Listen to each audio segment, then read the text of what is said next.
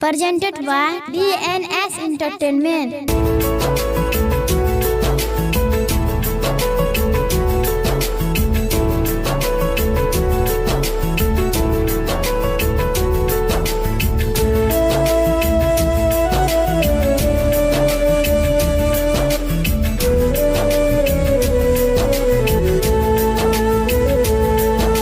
चंदन प्रेमी की आवाज में गाना सुनी रिमिक्स।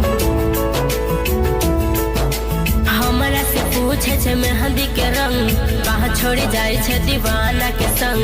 केना कहिए रे केना कहिए रे केना कहिए अखिया से हमरो बहे छे नी कैसन विधना लिखल तकदीर। केना सहिए रे केना सहिए दुख केना सहिए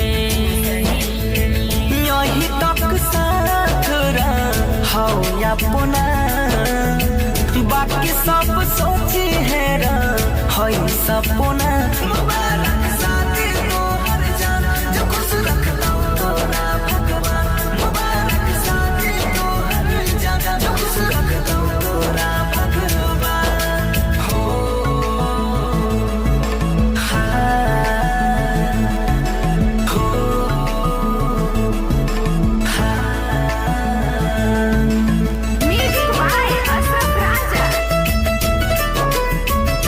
किस कुमार जी आपको भाई क्या नाम है? मेरा भाई का नाम है मुकेश चंदन विकास।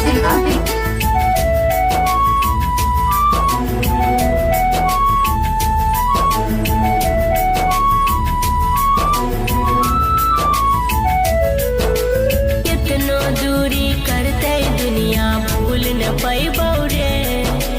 तोरे नाम के दियरी अपना दिल में जलैबौ रे।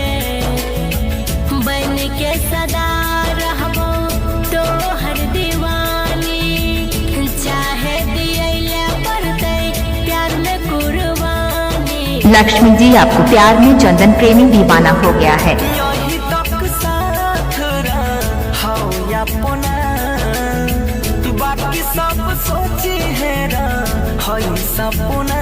मुबारक शादी तोहर जाना जो खुश रखता तोरा भगवान। मुबारक शादी तोहर जाना जो खुश रखता तोरा भगवान। हो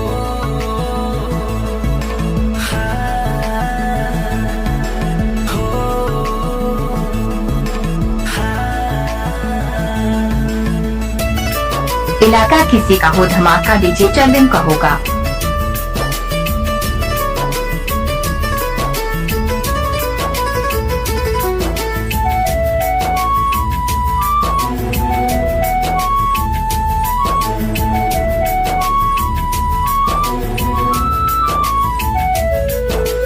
दुश्मन बन के लोग भाई किया कर पाबै छै।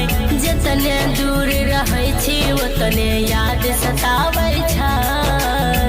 जतने प्यार पा लगाबै छै पहरा ओतने मोहब्बत होल जाय छै गहरा। चंदन प्रेमी का नाम तो सुना ही होगा। मनीष के सुमन बनाइले अपना बनसी के सोची है हई सपना।